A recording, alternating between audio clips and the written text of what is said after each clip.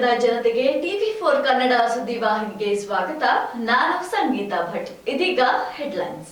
ಪರಿಶಿಷ್ಟ ಜಾತಿ ಒಳ ಮೀಸಲಾತಿ ಆದೇಶ ಹೊರಡಿಸಿದ ಕೂಡಲೇ ಅದರ ನೇಮಕಾತಿಯನ್ನ ನಾವು ಪ್ರಾರಂಭಿಸಿದ್ದೇವೆ ಅಂತ ನಿನ್ನೆ ವಿಧಾನಸಭೆಯಲ್ಲಿ ಮುಖ್ಯಮಂತ್ರಿಗಳು ಆದೇಶವನ್ನ ನೀಡಿದ್ದಾರೆ.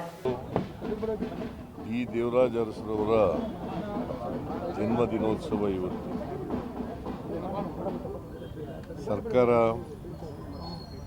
ಪ್ರತಿ ವರ್ಷ ಅವರ ಜನ್ಮದಿನೋತ್ಸವವನ್ನು ಆಚರಣೆ ಮಾಡಿ ಸರ್ಕಾರದ ಗೌರವವನ್ನು ಸಲ್ಲಿಸ್ತಕ್ಕಂಥ ಕೆಲಸವನ್ನು ಮಾಡ್ತೇವೆ. ದೇವರಾಜ ಅರಸರವರು ಸಾಮಾಜಿಕ ನ್ಯಾಯದ ಹರಿಕಾರರು. ಅವರು ಪಾಪ ಬಹಳ ಹಿಂದುಳಿದಿರ್ತಕ್ಕಂಥ ಜಾತಿಗಳು. ಅವ್ರ ಕಾಲದಲ್ಲಿ ಅತ್ಯಂತ ಹಿಂದುಳಿದ ಜಾತಿಗಳನ್ನು ವಿಧಾನಸೌಧಕ್ಕೆ ಮೆಟ್ಲೆತ್ತಿಸ್ತಕ್ಕಂಥ ಕೆಲಸವನ್ನು ಮಾಡಿದರು. ಸೊ ಅವರು ಭಾಳ ಮುಖ್ಯವಾಗಿ ಲ್ಯಾಂಡ್ ರಿಫಾರ್ಮ್ಸ್ ಆ್ಯಕ್ಟ್, ಭೂ ಸುಧಾರಣೆ ಕಾಯ್ದೆ, ಉಳುವವನೇ ಭೂಮಿ ಒಡೆಯ ಅಂತಕ್ಕಂಥ ಇದನ್ನು ಯಾರು ಉಳ್ತಾ ಇದ್ದಾರೆ. ಪರಿಶಿಷ್ಟ ಜಾತಿಗಳ ಒಳ ಮೀಸಲಾತಿ ಕುರಿತು ಆದೇಶ ಹೊರಡಿಸಿದ ಕೂಡಲೇ ನೇಮಕಾತಿ ಪ್ರಕ್ರಿಯೆ ಆರಂಭಿಸಲು ಹಾಗೂ ವಯೋಮಿತಿ ಸಡಿಲಿಸಲು ಸರ್ಕಾರ ತೀರ್ಮಾನಿಸಿದೆ. ಅಲ್ಲದೆ ಒಳ ಮೀಸಲಾತಿ ಹೋರಾಟಗಾರರ ಮೇಲಿನ ಮೊಕದ್ದಮೆಗಳನ್ನು ಹಿಂಪಡೆಯಲು ನಿರ್ಧರಿಸಲಾಗಿದೆ ಎಂದು ಮುಖ್ಯಮಂತ್ರಿ ಸಿದ್ದರಾಮಯ್ಯ ನಿನ್ನೆ ವಿಧಾನಸಭೆಯಲ್ಲಿ ತಿಳಿಸಿದ್ದಾರೆ. ಹಲವು ವರ್ಷಗಳ ಹೋರಾಟದ ನಂತರ ದಲಿತ ಸಮುದಾಯದ ಒಳ ಮೀಸಲಾತಿಗೆ ಒಪ್ಪಿಗೆ ನೀಡಿದ್ದಕ್ಕೆ ಮುಖ್ಯಮಂತ್ರಿಯವರಿಗೆ ದಲಿತ ಸಮುದಾಯ ಅಭಿನಂದನೆ ತಿಳಿಸಿದ್ದಾರೆ.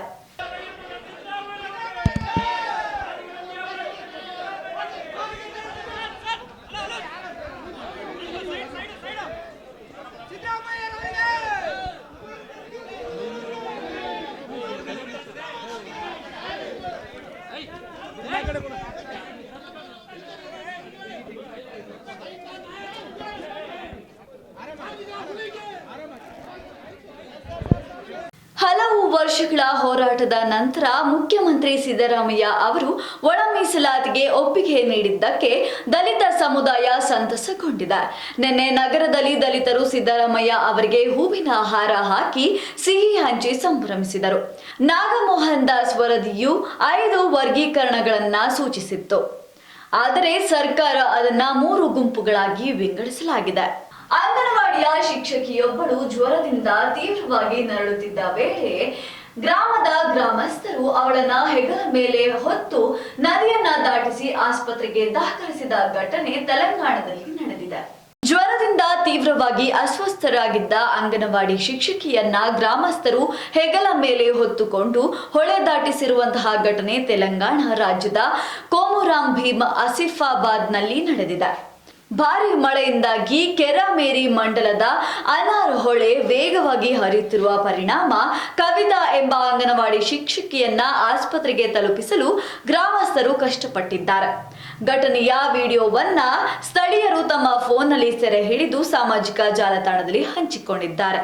ಮಂಗಳ ಮುಖ್ಯರನ್ನ ಸರ್ಕಾರ ನಿರ್ಲಕ್ಷ್ಯ ಮಾಡ್ತಾ ಇದೆ, ಇದರಿಂದ ನಮಗೆ ಬೇಸರವಾಗುತ್ತಿದೆ ಅಂತ ಮಂಗಳಮುಖಿ ಸಂಘದ ಅಧ್ಯಕ್ಷೆ ಸುನೀತಾ ಬೇಸರವನ್ನ ವ್ಯಕ್ತಪಡಿಸಿದ್ದಾರೆ. ಮಹಾನಗರ ಪಾಲಿಕೆ ಆಯುಕ್ತರು ನಿಮ್ಮ ಹಕ್ಕುಪತ್ರ ಕೊಡಲಾಗುತ್ತಿಲ್ಲ. ಹೌದು, ಮೂಲ ಉದ್ದೇಶ ಏನದು ನನಗೆ ಅರ್ಥ ಆಗಿ ಮಹಾನಗರ ಪಾಲಿಕೆ ಆಯುಕ್ತರೇ ಹೇಳಬೇಕು. ಅವರು ಇದು ಒಬ್ಬರಿಗೆ 3,17,000 ಅಂತ ನೀವು ಹಣ ಜಮಾ ಮಾಡಿಸಿ ನಾವು ಮನೆ ಕೊಡ್ತೀವಿ ಅಂದರು. ಹಣ ಜಮಾ ಮಾಡಿಸಿದ್ದೀವಿ 50 ಜನರದ್ದು 1,58 ಲಕ್ಷ. ನಂತರ ಏನು ಮಾಡಿದ್ರು, ಇದರಾಗೆ ಗಂಡಸರು ಹೆಂಗಸರು ಇದೆ, ಟ್ರಾನ್ಸ್ಜೆಂಡರ್ ಅನುಮೋದನೆ ಬೇಕಂದ್ರು ಕೊಡಿ ಸರ್ ನಾನೇ ಮಾಡಿಸ್ಕೊಂಡು ಬರ್ತೀನಿ ಅಂತೇಳಿ ಹೋಗಿ ಸ್ಟೇಟ್ ಲೆವೆಲಲ್ಲಿ ಚೀಫ್ ಸೆಕ್ರೆಟರಿ ಇದನ್ನು ಬದಲಾವಣೆ ಮಾಡುವ ಅಧಿಕಾರ ಇರೋದು. ಅವರು SLC ಕಮಿಟಿ ಚೇರ್ಪರ್ಸನ್ ಇದ್ದಾರೆ, ಅವ್ರ ಹತ್ರ ಹೋಗಿ 15 ದಿನದಾಗ ಮಾಡಿಸ್ಕೊಂಡಿದ್ವಿ. ಸೆಂಟ್ರಲ್ ಅನುಮೋದನೆ ಆಗಿ ಬಂತು. ಇಲ್ಲಿ ಎಲ್ಲ ತಂದು ನಿಮ್ಮ ಮುಂದೆ ಇಟ್ಟಿದ್ದೀವಿ. ನೀವು ಬರೀ ಬರೆದು ಸಹಿ ಹಾಕಿ ಕೊಡೋಕ್ಕೆ ಏನಾಗ್ತಾ ಇದೆ ನಿಮ್ಮ ಮನಸ್ಥಿತಿ ಆಯುಕ್ತರೇ ಓಪನ್ ಆಗಿ ಹೇಳ್ತಾರೆ. ಮತ್ತು ಈಗ ಹೊಸ ಮೇಯರ್ ಅವರಿದ್ದಾರೆ, ದಯವಿಟ್ಟು ಇದನ್ನು ಮಧ್ಯೆ ಪ್ರವೇಶಿಸಿ ಈ ಶೋಷಿತ ಸಮುದಾಯಕ್ಕೆ ದಯವಿಟ್ಟು ನಿಮ್ಮ ಪಕ್ಷಾತೀತವಾಗಿ ಶೋಷಿತ ಸಮುದಾಯಕ್ಕೆ ಮತ್ತು ಶಾಸಕರು, ಇಲ್ಲಿಯ ಉಸ್ತುವಾರಿ ಸಚಿವರು ಇದನ್ನು ಗಣನೆಗೆ ತಗೋಬೇಕು. ಈ ಒಂದು ರಾಜ್ಯ ಸರ್ಕಾರ ಮಂಗಳ ಮುಖಿಯರನ್ನ ನಿರ್ಲಕ್ಷ್ಯ ಮಾಡುತ್ತಿದೆ ಎಂದು ವಿಜಯಪುರದಲ್ಲಿ ಮಂಗಳ ಮುಖಿಯರ ಸಂಘದ ಅಧ್ಯಕ್ಷೆ ಸುನೀತಾ ಬೇಸರ ವ್ಯಕ್ತಪಡಿಸಿದ್ದಾರೆ. ಮಾಧ್ಯಮದವರ ಜೊತೆ ನಿನ್ನೆ ಮಾತನಾಡಿದ ಅವರು, ಸರ್ಕಾರವು ಮಂಗಳ ಮುಖಿಯವರನ್ನ ಕಡೆಗಣಿಸುತ್ತಿದೆ. ಚುನಾವಣೆ ಸಂದರ್ಭದಲ್ಲಿ ನೀಡಿದ್ದ ಹಕ್ಕು ಪತ್ರದ ಭರವಸೆಯನ್ನ ಇಲ್ಲಿಯವರೆಗೆ ಸರ್ಕಾರ ಈಡೇರಿಸಿಲ್ಲ. ಕೂಡಲೇ ತಮ್ಮ ಮನೆಗಳಿಗೆ ಹಕ್ಕು ಪತ್ರ ನೀಡಬೇಕೆಂದು ಅವರು ಆಗ್ರಹಿಸಿದರು. ಮತ್ತಷ್ಟು ರೋಚಕ ಸುದ್ದಿಗಳನ್ನ ವೀಕ್ಷಿಸೋಣ ಸಣ್ಣದೊಂದು ವಿರಾಮದ ನಂತರ. ನಿಮ್ಮ TV4 ಕನ್ನಡ ಚಾನೆಲ್ನಲ್ಲಿ ವಿನೂತನ ಕಾರ್ಯಕ್ರಮಗಳು.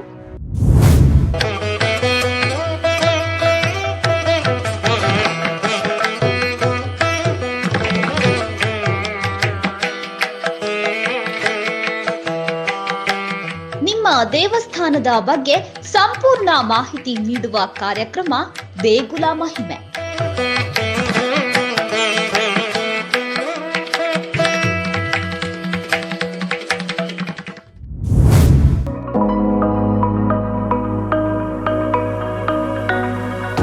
ನಿಮ್ಮ ಹೋಟೆಲ್ನ ರುಚಿಯ ಬಗ್ಗೆ ಸಂಪೂರ್ಣ ಮಾಹಿತಿ ನೀಡುವ ಕಾರ್ಯಕ್ರಮ ಅಬ್ಬಬ್ಬಾ ಎಂಥ ರುಚಿ.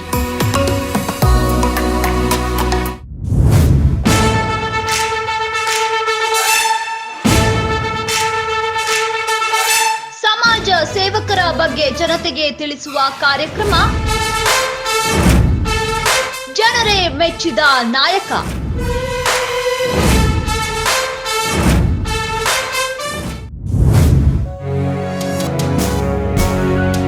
ಕನ್ನಡ ಚಲನಚಿತ್ರಗಳ ಬಗ್ಗೆ ಸಂಪೂರ್ಣ ಮಾಹಿತಿ ನೀಡುವ ಕಾರ್ಯಕ್ರಮ ಫಿಲ್ಮಿ ಚಿಟ್ ಚಾಟ್.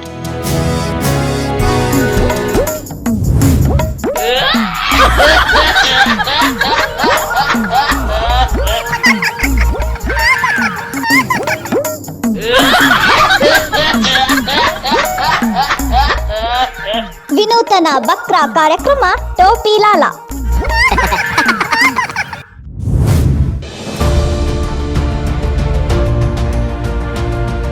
ನೇರ ಜನರ ಮಾತು TV4 ಕನ್ನಡ ಚಾನೆಲ್ನೊಂದಿಗೆ ವಿಶೇಷ ಕಾರ್ಯಕ್ರಮ ಪಬ್ಲಿಕ್ ರೌಂಡ್ ಅಪ್. ನಿತ್ಯ ನಿಜ ನಿರಂತರ ತಾಜಾ ಸುದ್ದಿಯೊಂದಿಗೆ ನಿಮ್ಮ TV4 ನ್ಯೂಸ್ ಚಾನೆಲ್. ವಿರಾಮದ ನಂತರ TV4 ಕನ್ನಡ ಸುದ್ದಿವಾಹಿನಿಗೆ ಮತ್ತೆ ಸ್ವಾಗತ. ಧರ್ಮಸ್ಥಳದ ಪ್ರಕರಣದಲ್ಲಿ ಆದಷ್ಟು ಬೇಗ ಸತ್ಯಾಸತ್ಯತೆಗಳು ಹೊರಬರಲಿದೆ. ಇದರ ಮೇಲೆ ನಮಗೆ ಸಂಪೂರ್ಣವಾದ ನಂಬಿಕೆ ಇದೆ. ಅದರ ಹಿನ್ನೆಲೆಯಲ್ಲಿ ನಾವು SITಯನ್ನ ರಚಿಸಿದ್ದೇವೆ ಅಂತ ಲಕ್ಷ್ಮೀ ಹೆಬ್ಬಾಳ್ಕರ್ ಮಾಧ್ಯಮದವರ ಮುಂದೆ ಹೇಳಿಕೆಯೊಂದನ್ನ ನೀಡಿದ್ದಾರೆ.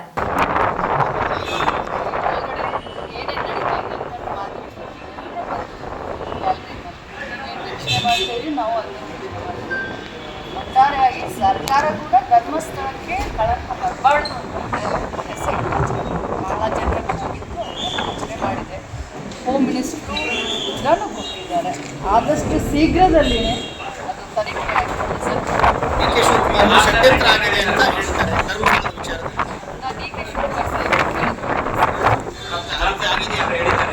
ಇಡೀ ಒಂದು ಪ್ರಕರಣದಲ್ಲಿ ಕುಮಾರ್ ಸೆಂಥಿಲ್ ಅವರ ಹೆಸರು ಕೂಡ ಬಂದಿದೆ ಅನ್ನೋದು ಅವರೇ ಜನಾರ್ದನ್ ರೆಡ್ಡಿ ಬಹಳಷ್ಟು ಅದ್ರ ಬಗ್ಗೆ ಈಗ ಅದೇನು ಅನಾಮಿಕ ಇದು ಮಾಡ್ತಾ ಇದ್ದಾನಲ್ಲ, ಕುಸಿತದಾರಿಗೇನು ಅಗಸ್ತಾ ಇದ್ದಾನಲ್ಲ, ನಾವು ನಮ್ಮ ಉತ್ತರ ಕರ್ನಾಟಕ ಭಾಗದಲ್ಲಿ ಆ ಭಾಷೆ ಇದನ್ನು ಮಾಡ್ತಾರೆ. ಸೊ ಆ ರೀತಿ ಏನಾದರೂ ಜನಾರ್ದನ್ ರೆಡ್ಡಿ ಅವರು ಕೂಡ ಆ ರೀತಿ ಏನಾದರೂ ಸಂಶೋಧನೆ ಮಾಡ್ತಾ ಇರಬೇಕಂತ. ಧರ್ಮಸ್ಥಳದ ಹೆಸರಿಗೆ ಕಳಂಕ ಬಾರದಂತೆ ನೋಡಿಕೊಳ್ಳಲು ಸರ್ಕಾರ SIT ರಚನೆ ಮಾಡಿದೆ. ಈ ಪ್ರಕರಣದ ಸತ್ಯಾಸತ್ಯತೆ ಶೀಘ್ರದಲ್ಲೇ ಹೊರ ಬರಲಿದೆ ಎಂದು ಮಹಿಳಾ ಮತ್ತು ಮಕ್ಕಳ ಅಭಿವೃದ್ಧಿ ಇಲಾಖೆ ಸಚಿವರಾದ ಲಕ್ಷ್ಮೀ ಹೆಬ್ಬಾಳ್ಕರ್ ಅವರು ಮಂಗಳವಾರ ವಿಧಾನಸೌಧದಲ್ಲಿ ತಿಳಿಸಿದ್ದಾರೆ. ಗೃಹ ಸಚಿವರು ಈಗಾಗಲೇ ಉತ್ತರ ನೀಡಿದ್ದು ಪ್ರಕರಣದ ಬಗ್ಗೆ ಶೀಘ್ರವೇ ಸತ್ಯ ಹೊರ ಬೀಳಲಿದೆ ಎಂದು ಅವರು ತಿಳಿಸಿದ್ದಾರೆ. ಧರ್ಮಸ್ಥಳ ಪ್ರಕರಣದ ಬಗ್ಗೆ ಯಾರೆಲ್ಲ ಅಪಪ್ರಚಾರ ಮಾಡ್ತಾ ಇದ್ದಾರೆ ಅಂತ ಇನ್ನು ಕೆಲವೇ ದಿನಗಳಲ್ಲಿ ಹೊರ ಬರಲಿದೆ. ಷಡ್ಯಂತ್ರಗಳು ಯಾವುದೇ ಕಾರಣಕ್ಕೂ ನಡೆಯುವುದಿಲ್ಲ ಅಂತ ಬಿಜೆಪಿ ರಾಜ್ಯಾಧ್ಯಕ್ಷ BY ವಿಜಯೇಂದ್ರ ಹೇಳಿಕೆಯೊಂದನ್ನು ನೀಡಿದ್ದಾರೆ. ಏನು DK ಶಿವಕುಮಾರ್ ಆದಿಯಾಗಿ ಸಿದ್ದರಾಮಯ್ಯನವರು ಕೂಡ ನಾವು ಕೂಡ ಧರ್ಮಸ್ಥಳದ ಬಗ್ಗೆ ಭಾಳ ನಂಬಿಕೆ ಇಟ್ಕೊಂಡಿದ್ದೆ, ನಾವು ಹೋಗ್ತಾ ಇರ್ತೇವೆ ಅಂತೇಳಿ ಹೇಳಿಕೆಗಳನ್ನು ಕೊಡ್ತಾ ಇದ್ದಾರೆ. ಧರ್ಮಸ್ಥಳದ ವಿಚಾರದಲ್ಲಿ ಅಪಪ್ರಚಾರ ನಡಿಬೇಕಾದ್ರೆ ಯಾಕೆ ಅದನ್ನು ಕಟ್ಟಾಗ್ತಕ್ಕಂಥ ಕೆಲಸ ಮಾಡಲಿಲ್ಲ? ಅಪಪ್ರಚಾರವನ್ನು ಯಾವ ವ್ಯಕ್ತಿಗಳು ಯಾವ ಸಂಘಟನೆಗಳು ಅಪಪ್ರಚಾರ ಮಾಡ್ತಾ ಇದ್ದು ಆ ಸಂಘಟನೆ ವಿರುದ್ಧ ಇವತ್ತಿಗೂ ಕೂಡ ಯಾಕೆ FIR ದರ್ಜ್ ಆಗಲಿಲ್ಲ? ಹಿಂದೂ ಧಾರ್ಮಿಕ ಭಾವನೆಗಳಿಗೆ ಧಕ್ಕೆ ಬಂದಾಗ ಯಾಕೆ ರಾಜ್ಯ ಸರ್ಕಾರ ತತ್ಕ್ಷಣ ಸ್ಪಂದನೆ ಮಾಡಲಿಲ್ಲ? ಗೃಹ ಸಚಿವರಾಗಲಿ ಮುಖ್ಯಮಂತ್ರಿಗಳಾಗಲಿ ಇದಕ್ಕೂ ಕೂಡ ರಾಜ್ಯ ಸರ್ಕಾರ ಉತ್ತರವನ್ನು ಕೊಡಬೇಕಾಗ್ತದೆ. Thank you. ಶ್ರೀ ಕ್ಷೇತ್ರ ಧರ್ಮಸ್ಥಳದ ಕುರಿತು ನಡೆಯುತ್ತಿರುವ ನಿರಂತರ ಅಪಪ್ರಚಾರದ ಹಿಂದೆ ಯಾರಿದ್ದಾರೆ ಎಂಬುದು ಶೀಘ್ರದಲ್ಲೇ ಬಯಲಾಗಲಿದೆ ಎಂದು ಬಿಜೆಪಿ ರಾಜ್ಯಾಧ್ಯಕ್ಷ ಹೇಳಿದ್ದಾರೆ. ಧರ್ಮಸ್ಥಳದ ವಿಷಯದಲ್ಲಿ ಅಪಪ್ರಚಾರ ಮತ್ತು ಧಾರ್ಮಿಕ ಭಾವನೆಗಳಿಗೆ ಧಕ್ಕೆ ತರುವ ಕೆಲಸ ನಡೆಯುತ್ತಿದೆ. ರಾಜ್ಯ ಸರ್ಕಾರಕ್ಕೆ ಧರ್ಮಸ್ಥಳ ಮಂಜುನಾಥೇಶ್ವರನ ಮೇಲೆ ನಂಬಿಕೆ ಇದ್ದರೆ ಈ ಶಕ್ತಿಗಳ ಬಗ್ಗೆ ತನಿಖೆ ನಡೆಸಬೇಕು ಎಂದು ಅವರು ಒತ್ತಾಯಿಸಿದರು. ಜಮ್ಮು ಮತ್ತು ಕಾಶ್ಮೀರದ ಪಹಲ್ಗಾಮ್ನಲ್ಲಿ ಏಪ್ರಿಲ್ 22ರಂದು ನಡೆದ ಉಗ್ರರ ದಾಳಿಯ ಕುರಿತು ರಚಿಸಲಾಗಿದ್ದ ಹಾಡಿಗೆ ನಟ ಸುದೀಪ್ ಅವರು ಮೆಚ್ಚುಗೆಯನ್ನ ನೀಡಿದ್ದಾರೆ. ಟೇಕ್ ಆಫ್ ತುಂಬಾ ಚೆನ್ನಾಗಿದೆ. ನಾನು ಅಲ್ಲಿಂದನೇ ಚೆನ್ನಾಗಿದೆ. ಸಾಂಗ್ ಇನ್ನು ಸ್ಟಾರ್ಟ್ ಆಗಿದೆ. The best part is that they brought it in front of the mirror again. And when mirror ಮುಂದೆ ಮಾಡಿದ್ದು, how did you get that idea? That's a very sensitive shot. Tejas ಹಾಗೂ ಮಯೂರ್ ಅವರು ಕಂಪೋಸ್ ಮಾಡಿ, direct ಮಾಡಿ, ಚಂದನ ಅವರ ನಿರ್ಮಾಣ, and ಹಾಗೂ she's only song fantastic camera work by Shivashankar. In his name ಅಂತ ಏನ್ ಬಂದಿದೆ, I think it's a very beautiful title. ಅದು ಇಂಗ್ಲಿಷ್ ನಲ್ಲಿ ಅಂತ ಮತ್ತೆ ಅದ್ರ ಮೇಲೆ ಒದ್ದಾಟ ಬೇಡ. ನಾರ್ಮಲ್ ಆಗಿ ನಾನೊಂದು ಬೈಟ್ಸ್ಕೊಡೋದೇನು ಪ್ರಾಬ್ಲಮ್ ಅದ ಒಂದು ಸಾಂಗಿಗೆ, ಬಟ್ ಐ ಥಿಂಕ್ ಎಲ್ಲರೂ ನೀವು ಇದನ್ನು ನೋಡಲೇಬೇಕು. Because for 2 reasons. One, I think the emotion between the song ಇಲ್ಲಿ ನಡೆದಿರೋಂಥ ಒಂದು ಸಿಚುವೇಶನ್ ತಗೊಂಡು ಮಾಡಿದ್ದಾರೆ. ಬಟ್ ತಗೊಳ್ಳೋದು ದೊಡ್ಡದಲ್ಲ. I think I want to give complete credit to the way they have edited, written, composed and conceived. Stop. ಪಹಲೆ ಉಸ್ಕಾ ನಾಮ್ ಬತಾ. ಮೊದಲು ಭಾವನ ಹೆಸರು ಹೇಳಿ ಆಮೇಲೆ ಸ್ವೀಟ್ ತಿನ್ಬೇಕು. ಫಿರ್ ಬೇಲ್ಪುರಿ ಕಾಲೇನಾ. ದಿಸ್ ಇಸ್ ನಾನು ಜಮ್ಮು ಕಾಶ್ಮೀರದ ಪಹಲ್ಗಾಮ್ನಲ್ಲಿ ಪ್ರವಾಸಿಗರ ಮೇಲೆ ಏಪ್ರಿಲ್ 22ರಂದು ನಡೆದ ಉಗ್ರರ ದಾಳಿಯಲ್ಲಿ 26 ಅಮಾಯಕರು ಜೀವ ಕಳೆದುಕೊಂಡಿದ್ದಾರೆ. ಅವರಲ್ಲಿ ನೌಕಾಪಡೆ ಅಧಿಕಾರಿ ವಿನಯ್ ನರ್ವಾಲ್ ಕೂಡ ಒಬ್ಬರು. ಇದೇ ವಿಚಾರವನ್ನ ಇಟ್ಟುಕೊಂಡು ನಟಿ ಚಂದನ ಅನಂತಕೃಷ್ಣ ಸಾಂಗ್ ಒಂದನ್ನ ಮಾಡಿದ್ದಾರೆ. ಇನ್ ಹಿಸ್ ನೇಮ್ ಹೆಸರಿನ ಹಾಡನ್ನ ಚಂದನ ಅವರೇ ಹಾಡಿದ್ದಾರೆ. ಈ ಹಾಡಿಗೆ ಕಿಚ್ಚ ಸುದೀಪ್ ಮೆಚ್ಚುಗೆ ವ್ಯಕ್ತಪಡಿಸಿದ್ದು, ಇಡೀ ತಂಡದ ಪರಿಶ್ರಮಕ್ಕೆ ಬೆನ್ನು ತಟ್ಟಿದ್ದಾರೆ. ರಾಷ್ಟ್ರೀಯ ಜನತಾ ದಳದ ಮುಖ್ಯಸ್ಥರಾದ ಲಾಲು ಯಾದವ್ ಅವರು ಹವನದಲ್ಲಿ ಶೂ ಅನ್ನ ಧರಿಸಿ ಉಪಸ್ಥಿತರಿರುವಂತಹ ವಿಡಿಯೋ ಸಾಮಾಜಿಕ ಜಾಲತಾಣದಲ್ಲಿ ವೈರಲ್ ಆಗಿದೆ.